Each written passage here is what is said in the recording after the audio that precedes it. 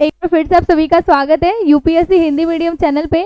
Channel पे नए हैं तो प्लीज़ जल्दी से चैनल को सब्सक्राइब कर दीजिए, बेल आइकन प्रेस कर दीजिए और अपने 3-4 दोस्तों के पास में शेयर कर दीजिए। तो यहाँ पर आज हम जैसे डेली बेसिस पर क्लासेस होती है आपकी ज्योग्राफी की एंड पॉलिटी की, जो मैं लेकर आती हूँ।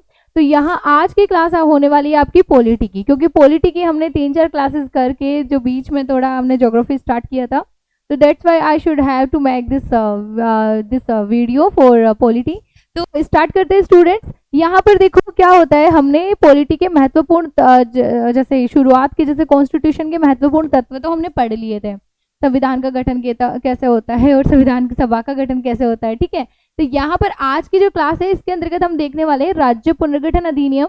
और ये राज्य पुनर्गठन अधिनियम जो आया वो किस प्रकार से और इसके बारे में किसके अंतर्गत जैसे राज्यों से संबंधित कौन से अनुच्छेद भारत के संविधान के अंतर्गत है, ठीक है। तो यहाँ पर भाग 1 से हम स्टार्ट करने वाले हैं। संविधान के जो भाग 1, 2, 3, 4 ये कंप्लीट हम पढ़ने वाले हैं। तो पहले आप हेडिंग लगा देंगे भाग 1।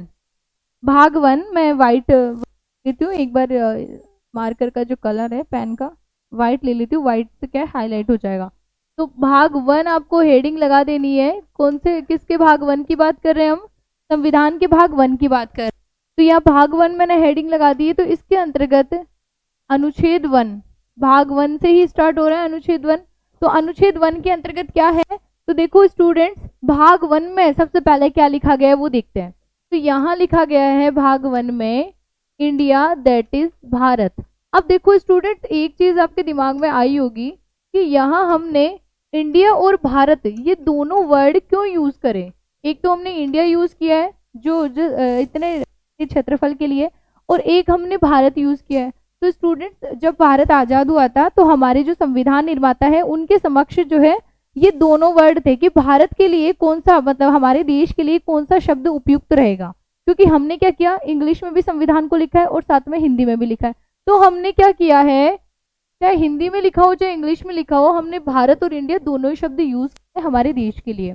तो इंडिया दैट इज भारत या फिर भारत इंडिया जो कि क्या है, भारत है। इंडिया जो कि क्या है, इंडिया जो कि भारत है। इंडिया जो कि क्या है, भारत है। ये क्लियर हो गया आपका। अब यहाँ देखो अनुच्छेद 1 हम स्टार्ट करते हैं, यहाँ से स्टार्ट कर देती हूँ मैं इधर। तो यहाँ पर लिखना क्या है हमें, अनुच्छेद 1। अनुच्छेद 1 पढ़ रहे हैं, भाग 1 के अंतर्गत अनुच्छेद 4 तक है। तो यहाँ पे एक बार मैं लिख देती हूँ अनुच्छेद 1 से 4। अनुच्छेद 1 से 4 किसके अंतर्गत है, तो भाग 1 में।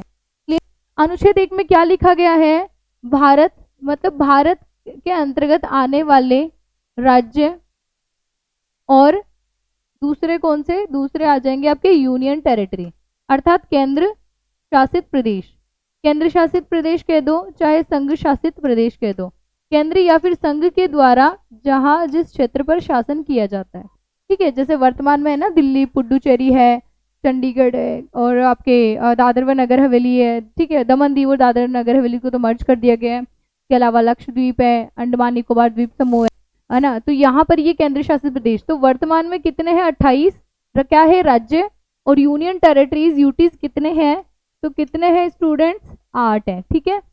यहाँ पर देखो ये क्लियर हो चुका है कि अनुच्छेद 1 में क्या है, दूसरा अनुच्छेद 1 में ही क्या है, ऐसे क्षेत्र जो किसी भी समय भारत सरकार के द्वारा इन फ्यूचर अधिकृत किए जा सकते हैं। तो ये भी हमें लिख देना है, ऐसे क्षेत्र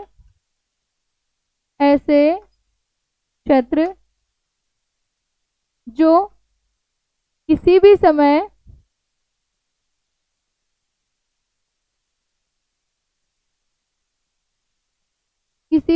भारत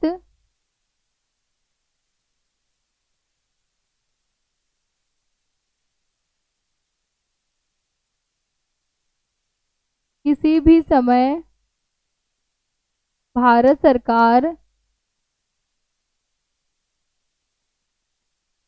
द्वारा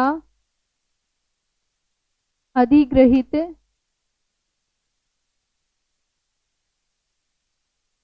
किए जा सकते हैं। ये क्लियर हो गया। अब यहाँ पर देखो ऐसे कौन से क्षेत्र जिनको सरकार क्या करती है, या तो उपहार में लेती है किसी अन्य देश से, लीज पर लिए गए हो, और या फिर खरीद कर अपने क्षेत्र में शामिल किए गए हो।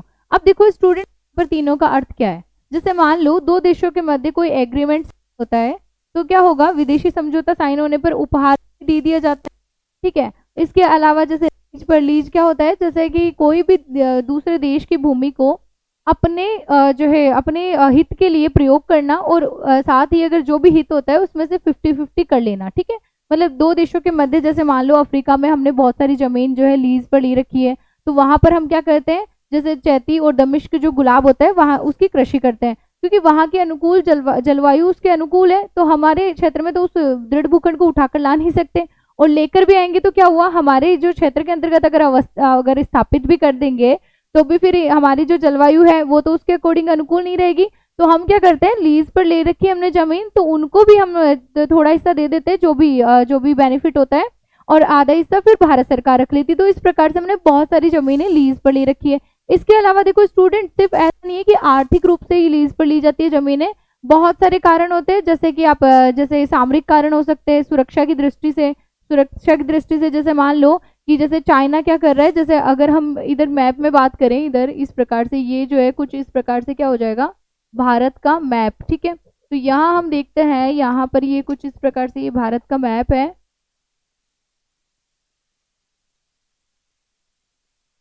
अब यहाँ पर देखो स्टूडेंट्स, चाइना इधर है, लेकिन चाइना धीरे धीरे भारत को घेर रहा है। तो जैसे श्रीलंका के अंतर्गत उसने अपने सैनिक अड्डे बना रखे हैं, तो भारत भी क्या करेगा, भारत चाइना को घेरते हुए नीति बनाएगा। तो भारत जैसे रूस का घनिष्ठ मित्र है ही शुरू से, तो अब यहाँ पर हम वहां की जमीनें लीज पर ले सकते हैं और अपने सैनिकों को वहां पर तैनात कर सकते हैं। और साथ में लीज पर लेकर ही ना, ऐसे भी हम लोग जो है उसको कोई भी पर्टिकुलर देश को सैनिक सहायता देकर भी वहां की मदद ले सकते देश की, ठीक है। तो ये क्लियर हो गया। तीसरा क्या है, खरीद तो एकदम सिंपल है कि कोई भी अगर टेरिटरी हमें उपयुक्त लगती है और हम जो है पे कर सकते हैं हमारी भारत सरकार, तो फिर वो खरीद सकती है, खरीद कर जो है शामिल किए जा सकते हैं। अब देखो स्टूडेंट्स, ये किए जा सकते हैं, मतलब यहाँ पर संविधान निर्माताओं ने ये वर्ड क्यों लिखा, क्योंकि संविधान निर्माता परमानेंट तो रहने वाले नहीं थे। उन्होंने जो संविधान का निर्माण किया था, इसको यहाँ फ्यूचर के लिए भी, फ्यूचर ओरिएंटेड भी बनाया है कि फ्यूचर में भी क्या हो, इनमें कुछ परिवर्तन हो तो भी वो इस अनुच्छेद 1 में शामिल किए जा सके। जैसे मान लो अब यहाँ पर दादर व नगर हवेली को हमने क्या किया है, भारत में शामिल किया। वैसे तो हमारा ही क्षेत्र था किसी समय में, लेकिन पुर्तगाल का कब्जा हो गया था, पुर्तगाली जो यूरोपीय कंपनी आई थी ना भारत के अंतर्गत, तो दादर व नगर हवेली को शामिल किया, गोवा को शामिल किया। अब ये शामिल किए गए जो क्षेत्र है ना, इनको भी हम इसमें अनुच्छेद 1 में डाल देंगे, लेकिन ये शामिल किए जाने के बाद में, ऐसा नहीं है कि शामिल नहीं किए गए हैं और इनमें परिवर्तन किया जा रहा है उसके बाद में जो है अपने क्षेत्र इस अनुच्छेद 1 में शामिल करेंगे। अब देखो अगर ये शामिल किए जा चुके तो क्या बन चुके हैं, हमारे केंद्र शासित प्रदेश, केंद्र शासित प्रदेशों में आ जाएंगे। तो इस वजह से इसके अंतर्गत लिखेंगे दमन व दीव है, दमन व दीव, पुडुचेरी आ जाएगा एक, this is also occupied one by the Portugal, ठीक है। तो ये पुडुचेरी आ गया। तो यहाँ पर ये क्लियर हो चुका है, अनुच्छेद 1 आपने क्लियर कर लिया। अब देखो स्टूडेंट्स, दूसरा जो अनुच्छेद है वो हम पढ़ते हैं। एक अनुच्छेद क्लियर हो चुका है, भाग 1 में कितने अनुच्छेद है टोटल, 1 से 4। एक बार आप स्क्रीनशॉट ले लीजिए। दूसरे अनुच्छेद की हम बात करें तो अनुच्छेद नंबर 2 आप हेडिंग लगा देंगे, अनुच्छेद नंबर 2। अब यहाँ देखो स्टूडेंट्स, अनुच्छेद 2 में क्या है, नए राज्यों का प्रवेश और गठन। अब इससे क्या मतलब हुआ, जैसे मान लो कोई भी नया राज्य वो हमारे क्षेत्र में सम्मिलित नहीं है, लेकिन उसका अगर प्रवेश करवाया जाता है तो वो किसके अंतर्गत आ जाएगा, इसके अंतर्गत। अब देखो स्टूडेंट, जो हमने देखा ना, जैसे मान लो दादर व नगर हवेली को सम्मिलित किया है, तो वो इसके अंतर्गत भी आएंगे, क्योंकि नए राज्यों का प्रवेश किया हमने राज्य पुनर्गठन अधिनियम आयोग आने के बाद में, या राज्य पुनर्गठन अधिनियम लागू होने के बाद में। लेकिन अब जब वो प्रवेश किए जा चुके फिर वो अनुच्छेद 1 में भी शामिल हो चुके, क्योंकि अनुच्छेद 1 में भारत और उसके संघ शासित क्षेत्र है ना, तो यहाँ पर अनुच्छेद 1 में क्या आ जाएंगे, नए राज्यों का प्रवेश व गठन, नए राज्यों का प्रवेश व गठन, नए राज्यों का प्रवेश व गठन किसके अंतर्गत आ जाएंगे, अपने अनुच्छेद 2 में। नए राज्य जो भी प्रवेश करवाएंगे उनका गठन, ठीक है। तो नए राज्य, इसके अंदर राज्य भी हैं, राज्य मतलब प्रांत भी हैं, और आपके यूनियन टेरिटरीज भी है। क्लियर हो गया है। फिर इसके बाद में देखो स्टूडेंट, नंबर जो है आपका अनुच्छेद नंबर 3 देखते हैं। अनुच्छेद नंबर 3 में क्या है, अनुच्छेद नंबर 3 में अब देखो स्टूडेंट्स, ऐसे राज्य या ऐसे यूनियन टेरिटरी जो शामिल हो चुके हैं, शामिल किए जा चुके हैं कहाँ में, कहाँ भारत के संविधान में या भारत की टेरिटरी में, भारत की भूमि के अंतर्गत सम्मिलित हो चुके हैं, उनमें अगर कोई परिवर्तन हो तो वो अब वो जब शामिल किए जा चुके हैं तो वो क्या बन चुका है हमारा प्रेजेंट। तो यहाँ पर क्या आ जाएगा, वर्तमान राज्यों में परिवर्तन, वर्तमान राज्यों में परिवर्तन। किसमें, अगर मान लो वर्तमान राज्यों में परिवर्तन किया जाएगा तो वो किसमें आएगा, अनुच्छेद 3 के अंदर। अब ये वर्तमान राज्यों में परिवर्तन कैसा, सीमाओं में परिवर्तन, कि मान लो जैसे राजस्थान की, कर्नाटक राजस्थान की सीमा जैसे गुजरात से संलग्न, तो इनकी सीमाओं में कुछ परिवर्तन कर दिया जाए, तो ये परिवर्तन हो गया सीमाओं में परिवर्तन। दूसरा परिवर्तन हो गया कि मान लो किसी राज्य का आकार घटाना या बढ़ाना है, तो राज्य का आकार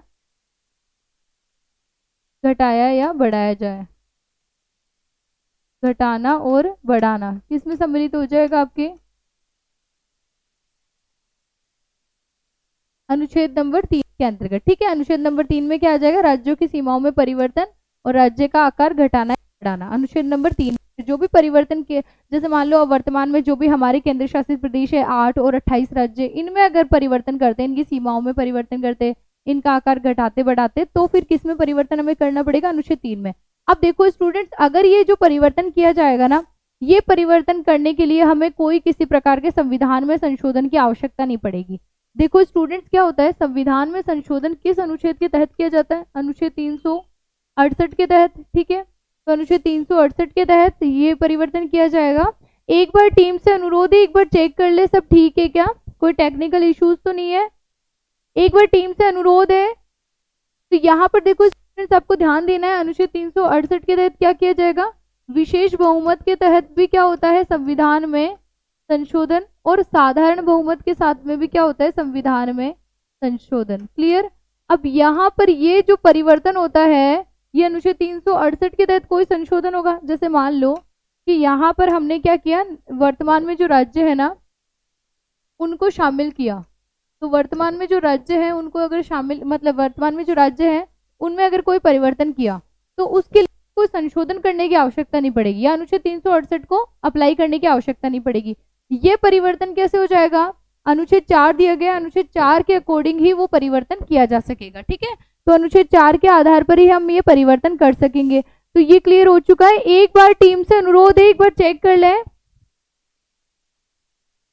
एक बार सर एक बार चेक कर लीजिए, आवाज आ रही है क्या मेरी, एक बार चेक कर लीजिए, एक बार रिकॉर्ड सही से हो रहा है क्या।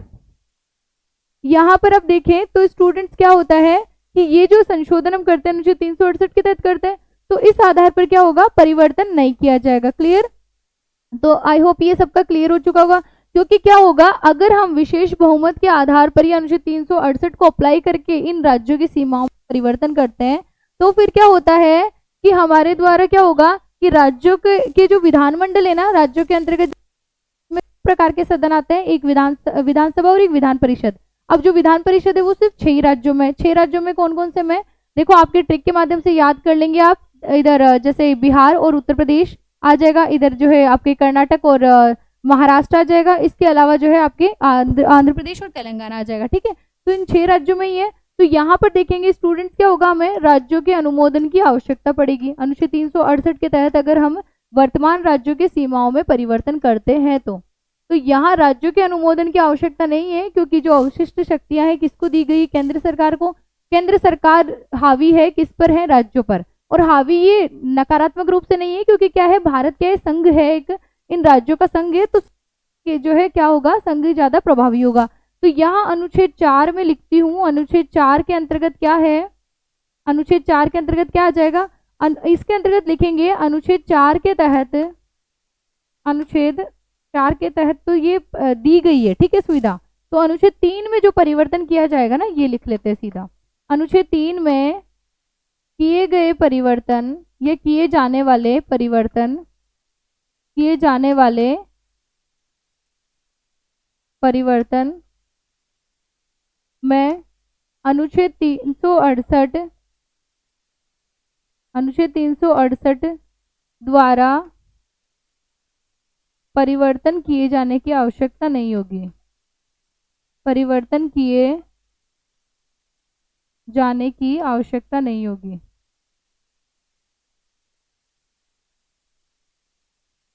परिवर्तन किए जाने की आवश्यकता नहीं होगी।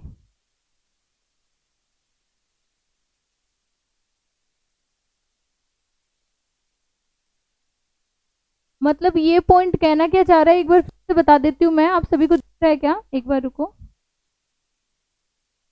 हाँ, आई होप अब दिख रहा है। एक बार मैं इसका आकार थोड़ा सा, एक बार आप स्क्रीनशॉट ले लीजिए। अब देखो स्टूडेंट्स, ये पॉइंट क्या कह रहा है कि यहाँ पर जो भी परिवर्तन किया जाएगा ना अनुच्छेद 3 के अंतर्गत, वो अनुच्छेद 4 के तहत यूं ही परिवर्तन किया जा सकेगा। मतलब केंद्र सरकार या जो संसद है ना, वही परिवर्तन कर देगी, और वो बिना अनुच्छेद 368 का प्रयोग किए। ठीक है, तो यहाँ ये परिवर्तन इतनी इजीली हो जाएगा वर्तमान राज्यों के अंतर्गत सीमाओं के अंतर्गत परिवर्तन के लिए। तो आई होप आप सभी का क्लियर हो चुका है। तो अनुच्छेद 1 से लेकर 4 हम पढ़ चुके हैं। भाग 1 हमारा कंप्लीट हो चुका है। अब देखो स्टूडेंट्स, ये एक हमारे द्वारा आपके सभी के मन में क्यूरियोसिटी भी हो रही होगी, कैसे कैसे कब कब जो है राज्यों का पुनर्गठन हुआ, और राज्यों के पुनर्गठन के लिए शुरुआत कैसे हुई, आधार क्या बनाया गया, कौन सी समितियां और आयोग गठित किए गए, तो वो अब हम पढ़ लेते हैं। तो एक बार आप स्क्रीनशॉट ले लीजिए। तो यहां पर लिखेंगे अब सबसे पहले राज्य पुनर्गठन, राज्य पुनर्गठन से संबंधित, राज्य पुनर्गठन से संबंधित आयोग व समितियां।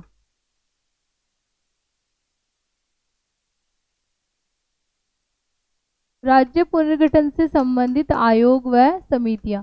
अब यहाँ देखो स्टूडेंट, जो राज्य पुनर्गठन है ना, उससे संबंधित आयोग और समितियां कौन कौन सी हो जाएगी? क्योंकि देखो क्या हुआ था, राज्य पुनर्गठन अधिनियम तो आया था 1956 में, लेकिन उससे पहले, उस अधिनियम को लाने से पहले कुछ समितियां और आयोग का गठन किया गया था, और उन्हें यह जो है यह अनुमति दी गई थी कि आप सभी सर्च करें, मतलब पूरे इंडिया को जो है एक बार खोज करके विश्लेषण करके जाने कि इंडिया का हम राज्यों का जो पुनर्गठन करें ना, राज्यों के दोबारा गठन करें, क्योंकि पहले तो रियासत और ब्रिटिश शासित प्रांत में फैला हुआ था। तो यह 1947 में आजाद हुआ, 1950 में जब हमारा संविधान लागू हुआ, उसके बाद 1956 में जाकर भाई हम लोग यहाँ तो अब इतना तो हम जो है डेमोक्रेटिक अगर रूल हम लागू कर रहे हैं, तो हमारे हिसाब से दोबारा से इसका पुनर्गठन किया जाए। तो ये जो पुनर्गठन है किस प्रकार से अप्लाई किया जाए वो देखते हैं। अब यहाँ देखो सबसे पहला जो बनाया गया है इसके अंतर्गत धारा आयोग, धारा आयोग की क्या की गई, धारा आयोग की स्थापना की गई है ना, मतलब धारा आयोग बनाया गया। अब ये जो धारा आयोग है इसकी अध्यक्षता किसने करी, मतलब केंद्र सरकार ने धारा आयोग किसकी अध्यक्षता में निर्मित किया? तो अध्यक्षता की गई किसके द्वारा? एस के धर। नाम से ये इजीली याद हो जाएगा, कोई दिक्कत नहीं है। एस के धर की अध्यक्षता में, क्लियर, एस के धर की अध्यक्षता में। अब देखो स्टूडेंट्स, ये जब इसने देखा ना, भारत के अंतर्गत हर प्रकार की विविधता है, धर्मों की विविधता है, भाषा की विविधता है, लोगों की विविधता है, संस्कृति की विविधता है, ठीक है, खान पान, रहन सहन, वेशभूषा, हर प्रकार की क्या है, विविधता। अब यहाँ देखो प्रॉब्लम ये हो गई थी कि राज्य क्या कर रहे थे, डे बाई डे जो है राज्यों की मांग बढ़ती जा रही थी कि राज्यों का जो पुनर्गठन किया जाए भाषा के आधार पर किया जाए, लेकिन ये हम होने नहीं देना चाहते थे। बताऊं क्यों? क्योंकि स्टूडेंट्स क्या होगा, अगर मान लो किसी भी एक भाषा को प्रमोट किया जाता है, या सभी भाषा को प्रमोट किया जाएगा, क्योंकि पर्टिकुलर हर एक क्षेत्र को एक एक भाषा के आधार पर राज्य बना दिया गया, तो क्या होगा, अलगाववाद की स्थिति हो जाएगी। हर एक राज्य बोलेगा हमारी भाषा श्रेष्ठ है, जैसे वर्तमान में हम लोग करते ही है कि जैसे एक अलग वर्ग बन चुका है, एक अलग राजस्थानी बोलने वालों का, मराठी बोलने वालों का अलग वर्ग बन चुका है। तो हमने सोचा कि ये एकता छिन्न भिन्न ना हो जाए, ठीक है, ये एकता छिन्न भिन्न ना हो जाए, इस वजह से हमने सोचा कि भाषा के आधार पर पुनर्गठन तो नहीं किया जा सकता। तो यहाँ देखो मांग तो चल रही थी के आधार पर पुनर्गठन किया जाए, लेकिन इसने जो अपनी रिपोर्ट प्रस्तुत की ना, इससे पहले देखो निर्माण कब किया गया, ये देख लो भाई, कब गठित किया गया। गठित लिखेंगे तो ज्यादा उपयुक्त रहेगा। तो ये गठित कब किया गया था? जून 1948 में, जून 1948 में गठित किया गया। इसने जो रिपोर्ट पेश की, रिपोर्ट पेश की कब की? दिसंबर 1948 में। इसने अपनी रिपोर्ट दिसंबर 1948 में पेश की है, ठीक है। तो एक बार आप स्क्रीनशॉट ले लीजिए, फिर इसने रिपोर्ट में क्या कहा गया, इस आयोग के द्वारा रिपोर्ट में क्या कहा गया वो हम देखते हैं। एक बार आप स्क्रीनशॉट ले लीजिए। रिपोर्ट में कहा गया,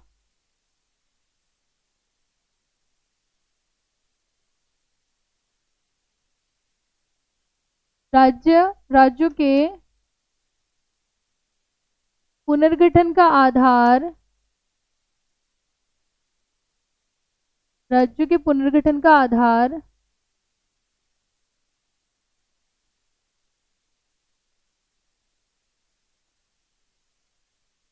राज्य के पुनर्गठन का आधार भाषा नहीं हो सकती।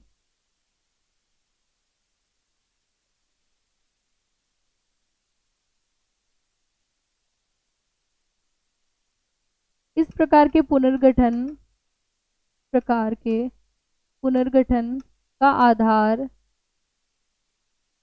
प्रशासनिक सुविधा के अनुसार होना चाहिए। मतलब जैसे एडमिनिस्ट्रेशन को सुविधा लगे उस प्रकार से पुनर्गठन कर दिया जाए।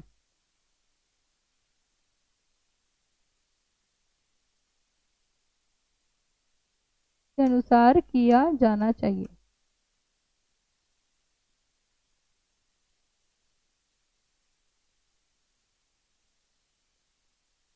ये क्लियर हो चुका है। एक बार आप स्क्रीनशॉट ले लीजिए। और इसमें ध्यान रखने की क्या बात है कि प्रशासनिक सुविधा के लिए बोला गया है और भाषा नहीं हो सकती। क्लियर, इसके लिए क्या किया गया, मना किया गया। इतने से ही कीवर्ड्स आप ध्यान रखें।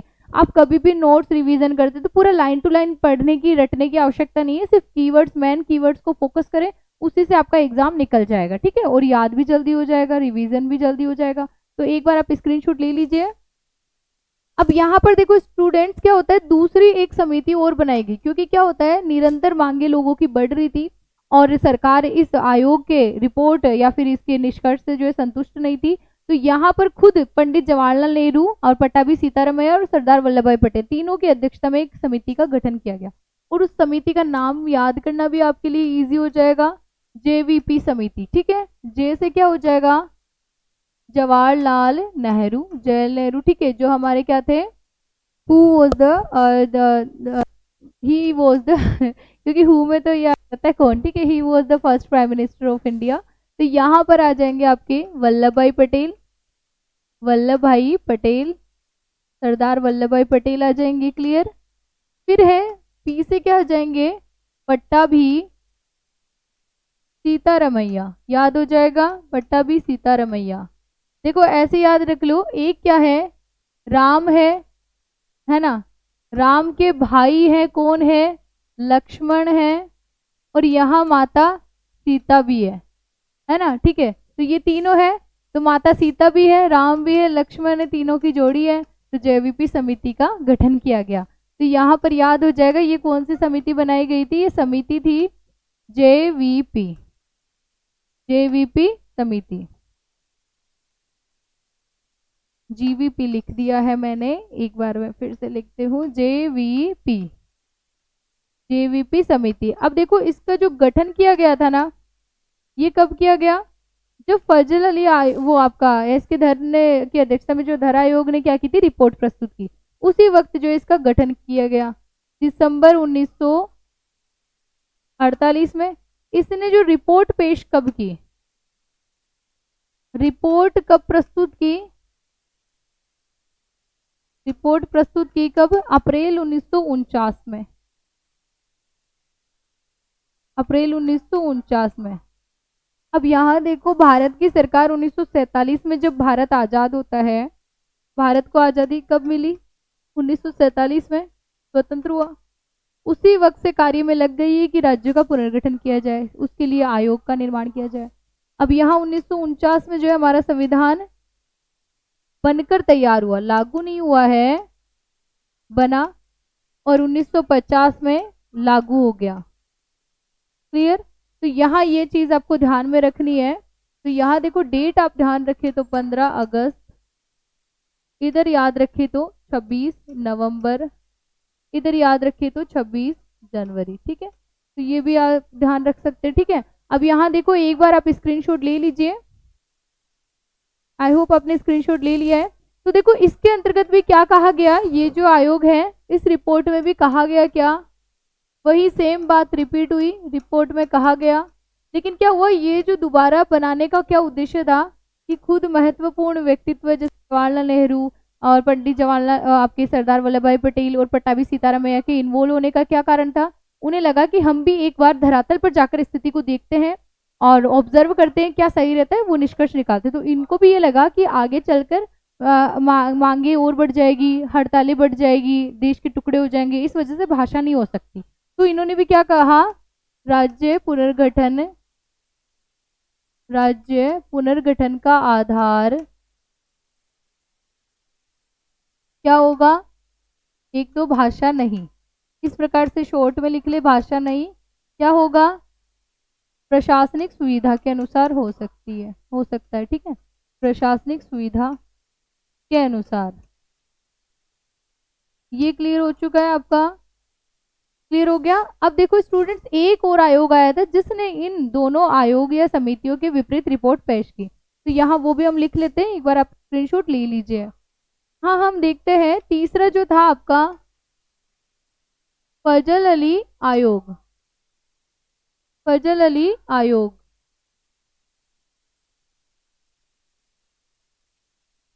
फजल अली आयोग, फजल अली आयोग कब आया, फजल अली आयोग देखो किसकी अध्यक्षता में प्रस्तुत किया, जो है बनाया गया था, गठित किया गया। तो ये गठित किया गया कब, गणित आ रहा है मेरे दिमाग में, गणित मेरे को अच्छा नहीं लगता है, लेकिन देखो स्टूडेंट जो भी सब्जेक्ट से हमें अच्छे लगने चाहिए अगर हमारे लिए आवश्यक है तो, है ना। लेकिन ये है कि शुरू से हम लोग साइको ये रहती है हमारी कि मैथ टफ है, इस वजह से वो टफ हो जाती है आगे चलकर। तो खैर चलो ये छोड़ो। यहाँ पर गठित कब किया गया, ये 1953 में, 1953 में ये क्या किया गया, गठित। अब देखो इसको जो है गठित किए जाने की, अभी मैं आती हूँ, वैसे भी ठंडी करके पीती हूँ मैं चाय, अब वहाँ पे रख लीजिए। थैंक यू, टीम को धन्यवाद देते हैं हमारे स्वास्थ्य का भी ध्यान रखते हैं। अब यहाँ पर आप देखेंगे ये गठित कब किया गया, 1953 में, है ना। तो यहाँ पर ये फजल अली आयोग की अध्यक्षता में गठित किया गया था। अब इसने रिपोर्ट कब प्रस्तुत की, रिपोर्ट प्रस्तुत कब की, रिपोर्ट इसने प्रस्तुत की है कब, 1955 में। अब देखो स्टूडेंट्स, यहाँ अगर ये फजल अली के आयोग की अध्यक्षता में गठित किया गया और उसने आधार क्या माना, पुनर्गठन का, भाषा, क्यों मानना पड़ा केंद्र सरकार को, विवश होना पड़ा, क्यों, क्योंकि यहाँ पर देखो क्या होता है, 1953 में मद्रास, ये कौन सी भाषा बोलने वाले लोगों का था, तमिल, मद्रास से अलग होकर, मद्रास से अलग होकर तेलुगु भाषी क्षेत्र, तेलुगु भाषी क्षेत्र जो है एक अलग राज्य की डिमांड करने लगे, अलग राज्य की डिमांड करने लगे, अलग राज्य की क्या कर रहे हैं, मांग करने लगे। अब इसी दौरान एक व्यक्ति रहता है जिसका नाम क्या रहता है, potty Shri Ramulu, potty Shri Ramulu, potty Shri Ramulu. इसने क्या किया, इसका निधन हो गया, ठीक है, इसने क्या कर ली, भूख हड़ताल पर बैठा ये, और भूख हड़ताल से क्या हो गया, इसका निधन हो गया।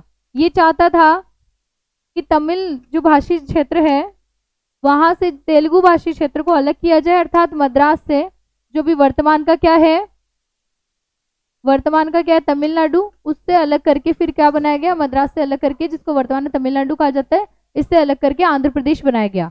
और इसके लिए फिर फजल अली ने भी क्या कहा, यहाँ पहले लिख लेते हैं, अध्यक्षता किसने करी है, अध्यक्षता किसने करी है, फजल अली ने, फजल अली ने अध्यक्षता की। और रिपोर्ट में क्या कहा, रिपोर्ट में कहा, क्या कहा, क्या किया जाएगा, भाषा के आधार पर, भाषा के आधार पर राज्यों का पुनर्गठन किया जाएगा।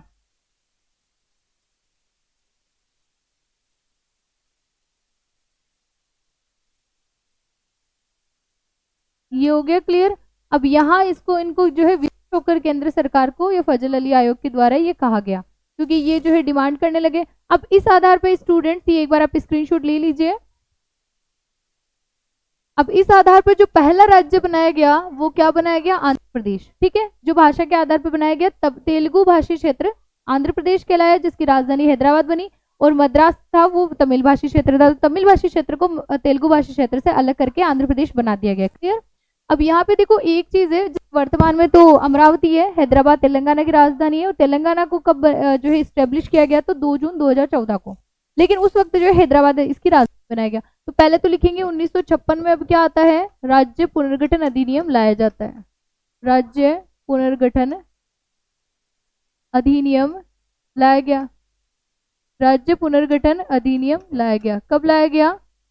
1956 में। ठीक है, 1956 में राज्य पुनर्गठन अधिनियम आया और ये इसके अंतर्गत आधार राज्यों के गठन का आधार, राज्यों के गठन का आधार क्या रखा गया? भाषा रखी गई। क्लियर? राज्यों के गठन का आधार क्या रखा गया? भाषा रखी गई। ये क्लियर हो चुका है। अब यहां देखो, पहला जो राज्य बना, पहला राज्य गठित किया गया, कौन सा गठित किया गया? पहला राज्य गठित किया गया कौन सा? आंध्र प्रदेश। आंध्र प्रदेश। ये कब गठित किया गया? 1 नवंबर 1956 को। क्लियर हो चुका है? 1 नवंबर 1956 को, इसी डेट को हमारे राजस्थान का एकीकरण भी कंप्लीट हुआ था। तो यहाँ अब ये नहीं है, पहला राज्य तो आंध्र प्रदेश बनाया गया, लेकिन इसके साथ में कितने और अन्य राज्य बने? तो 14 राज्य और बने। 14 राज्य प्लस आपके 6 केंद्र शासित प्रदेश का, इनका भी क्या हुआ? गठन किया गया। ये गठन, इनकी भी गठन की डेट, इन सभी के क्रम में आंध्र प्रदेश को पहले बनाया गया। ये कंप्लीट आपको समझ में आ चुका है। आई होप आपका सभी जो मैटर है पूरा कंप्लीट क्लियर हो चुका है। एक बार आप आराम से लिख लें। ठीक है, आई होप आप सभी को दिख रहा होगा। तो यहाँ देखो आप, ये क्लास यहीं पे कंप्लीट होती है और आपको बने रहना है यूपीएससी हिंदी मीडियम समांता शर्मा के साथ में, और भी आगे भी क्लासेस आती रहेगी। तो चैनल को सब्सक्राइब नहीं किया है तो प्लीज़ जल्दी से चैनल को सब्सक्राइब कर लीजिए और बेल आइकन प्रेस कर दीजिए और अपने दोस्तों के पास में जरूर शेयर कर दीजिए। मैं आती हूँ नेक्स्ट क्लास में, अभी चाय पी कर आती हूँ। ठीक है, तो आगे आपकी ज्योग्राफी की क्लासेस भी आती रहेगी और बने रहना आपको चैनल के साथ में, और खुश रहे, पढ़ते रहे, अपना ध्यान रखिए। जय हिंद, जय भारत।